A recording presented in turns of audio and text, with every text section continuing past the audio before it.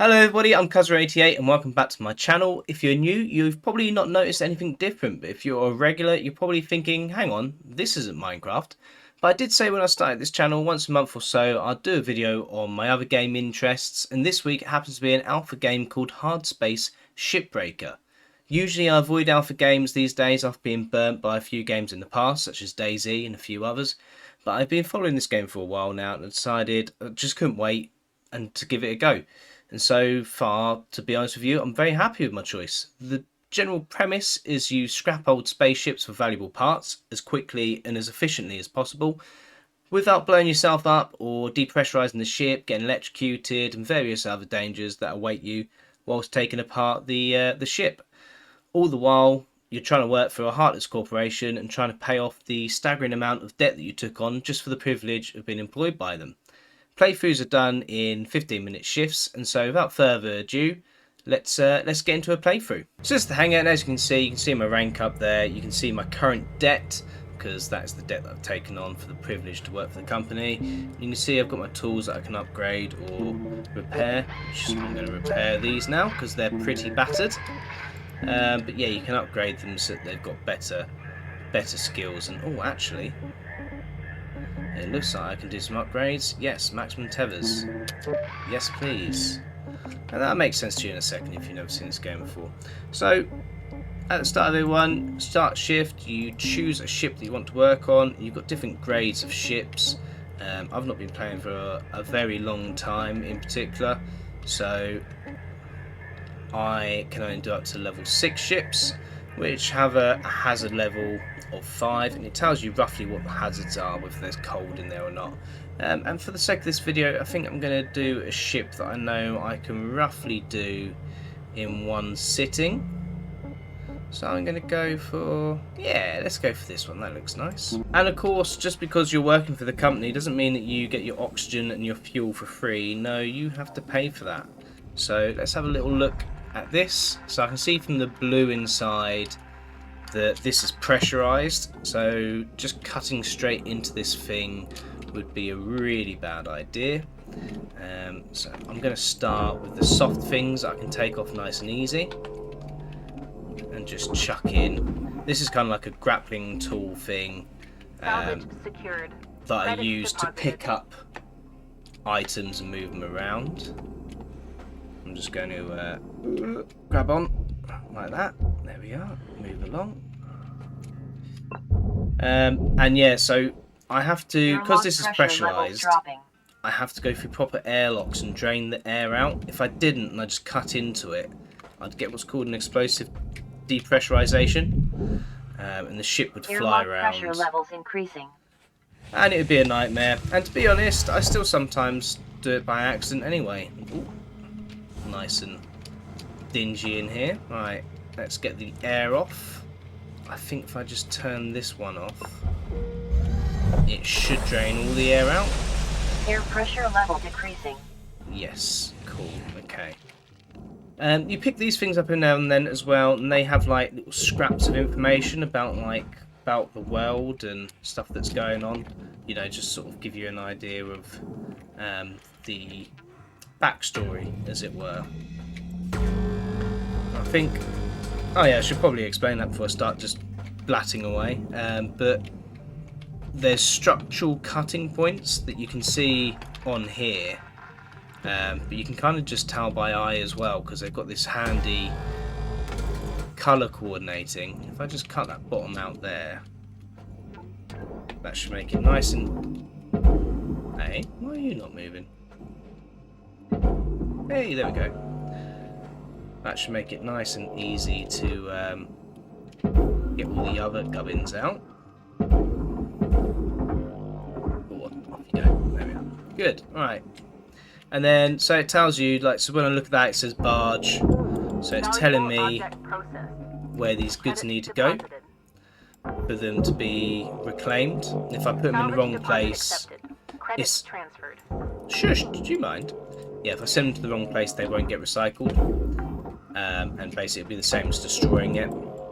If you accidentally have a little accident whilst you're salvaging stuff and you destroy stuff, Salvage secured. Account credit applied. you basically get billed, or you potentially fail the salvage, as it were. And yeah, it's not good for you. Right, where's my cutter? Salvage secured. Credits deposited. So again, let's finish taking out this bottom. And then I think we'll start looking for the big stuff. So the biggest thing that you always want to find on a ship is the reactor. In fact, I'll show you how these tethers work as well, because these are really handy. You just ping it where you want it to go, and off it goes. Yeah, the biggest thing you want to find is the reactor on these things. They are also the most dangerous in theory if you was to do it wrong. Salvage deposit accepted. Credits transferred. They're the most Object likely. accepted for processing. Credits deposited. They're the most likely to make a big bang and blow the whole ship up. Salvage secured. Account credit applied. Yes, I've done all the easy stuff first, but now we're starting to get to the. I'll take that. Spare repair kit. Credits deposited. So I've seen that there's some motors on the side of the ship, but you can't just cut them off from the outside. There's fuel lines that run. Accepted. Credits transferred. Fuel lines that run to those ships, to those engines even. And if I was to just cut into them, I would obviously cut into the fuel cables, which wouldn't be good. The fuel lines would ignite. The whole thing would set off. And I'd be having a nightmare. So, at some point, do you mind? Off you go. Object accepted. If there's not credits deposited. an easy cutting point here, I can just about see over this. Okay, right, I'll take the roof off, I think. Yeah, if there's not an easy cut, there's not an easy into the wall point, I'm going to have to go through the wall. And obviously the danger is then you're cutting blind, because my scanner will only see so far. Yeah, look, it's telling me there's something in there, but not what exactly. Okay.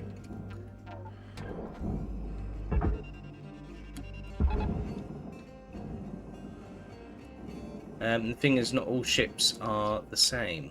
So, usually the reactors are in here. Credits deposited. But it doesn't always mean the reactor's going to be in here.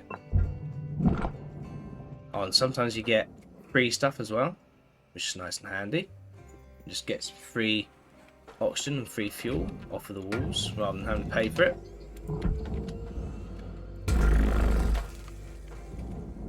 Right, let's deal with this rear thruster first. So, there we go, disengage that. And that should free the thruster that's in there, good. Some more cutting. So you've got two main modes for this cutter. You've got the precision and you've got the beam. The danger with the beam is that you slip and you cause some extra damage as you're cutting. Because if I was to hit that, for example, oh my god, there must have been a seal somewhere. Wow. Okay, I was very lucky that those fuel tanks didn't go up. Because these need isolating. I don't know if it's because obviously, like I said, it's in an alpha, so I don't know if it's a glitch in the game or not. Sometimes you get pockets of pressurization in the ships, and that's what I just knocked there. There was obviously an area of the ship that was still pressurized. I've knocked that pocket, and it's caused the back end of the ship to shoot off, which could have obviously been quite disastrous. Salvage secured. Account credit applied. Oxygen reserves are low. Reminder, asphyxiation can lead to missed salvage quotas. Yeah, and that's how nice the company is. They're not worried that, I might be suffocating to death. They're like, Salvage secured. Credits deposited. You might not meet your quota if you suffocate to death. So, nice of them. Nice of them to be worried about me, you know what I mean? Okay. How much option have I got? Ooh, really not much. Valuable Okay. object processed. Credits Right, off you awarded. go. However, there was some oxygen in here, so usually I'd have to go way back to that main ship there. Oxygen reserves are critical. Yeah, I Please know. contact your plan administrator to add asphyxiation coverage. Yeah, again, another example of how nice they are. But yeah, in this case, I've managed to get some free oxygen by salvaging it from the ship. You can go in there. Salvage deposit accepted. Credits transferred. Salvage gained. Rewards increasing. I have no idea where that pocket of pressurization came from. I think I was just incredibly unlucky. The reactor. Right, let's try and deal with these Processing valuable objects. engines first. Credits awarded.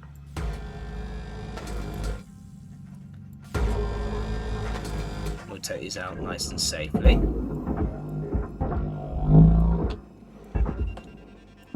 There we go. Right, that's one. So obviously what I could do to make this nice and quick, I could just go to my cutter, go to this mode, and yeah, there we go. As you can see, that can get very sketchy when you have nuclear reactors in the background. So I'm now going to swap back to that, because that's slightly scary. And then back to this. There we are. So yeah, you're always balancing speed versus safety, I guess. Because you need to get this done in time to meet your quota, but at the same time, you Caution. Tether supplies running low. Object accepted. you don't want to go bang. Credits deposited. Got about 5 minutes left in this shift, Cutter. Don't bite off more than you can chew. We're out. Nah, we're good, we're good, we're good. In you go. Salvage secured. Credits deposited. You can daisy chain these things, but what usually happens is you'll probably accidentally daisy chain it to like a light fitting or something, and it'll accidentally pull the light fitting off and it'll get stuck in the middle of nowhere.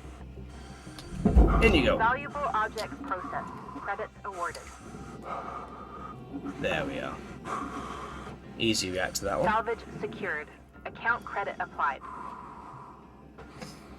Okay. Right, let's get this side off. Fortunately, I've dealt with the fuel tanks, so that's nice and easy. The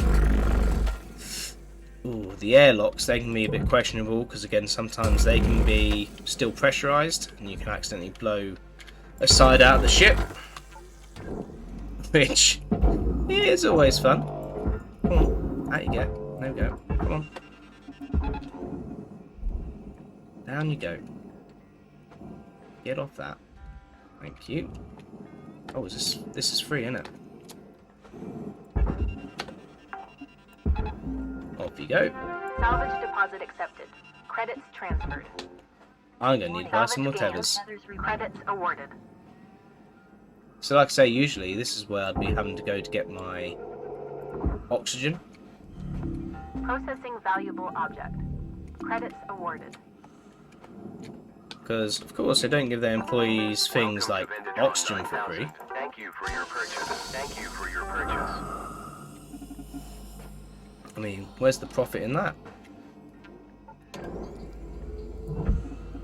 Oh, I completely forgot about that bit up there. Off you go. That's like the lock-in thing that keeps the thruster in place. They've really thought about, I mean, obviously I can't use the word science, but they've thought through logically how a spaceship would be constructed, like sci-fi style, like key components, what would be in it.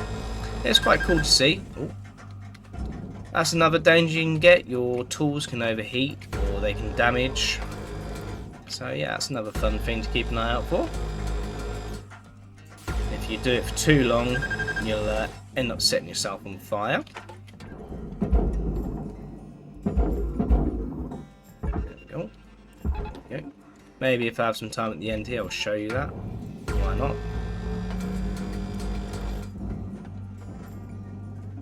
Last bit. Oh, there we go. So sometimes, I didn't actually mean to, but sometimes you can use the depressurization to your advantage. Like that, pretty much got that halfway across for me. Brilliant. Secured. Credits deposited. But in reality, I didn't actually mean to do that. Yeah, show you the cutter overheating, shall we?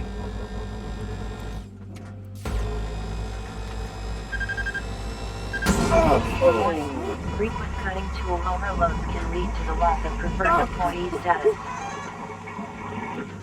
And again, just another example of how nice the company are. Don't go overheating because you might hurt yourself. It's, you know, you might hurt yourself and not be able to earn us any more money. Oh. That didn't work. Why'd that not work? This could be a problem. Let's try this one. All right, Cutter. Wrap it up. You got about a minute left. There we go. So this is going to tell me that I've destroyed some things because obviously not everything on that is supposed to go in there.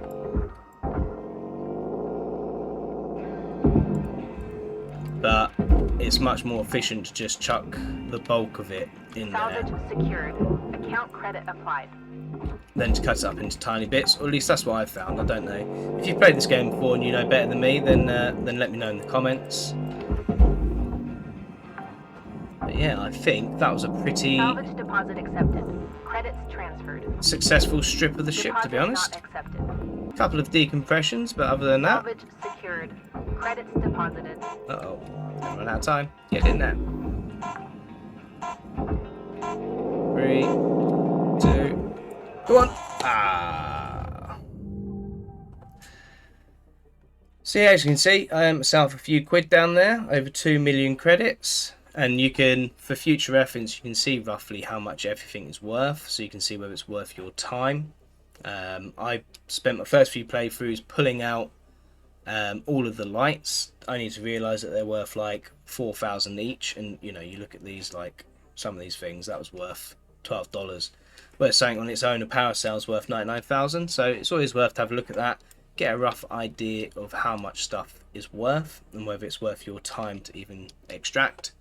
That's my progress on my certification.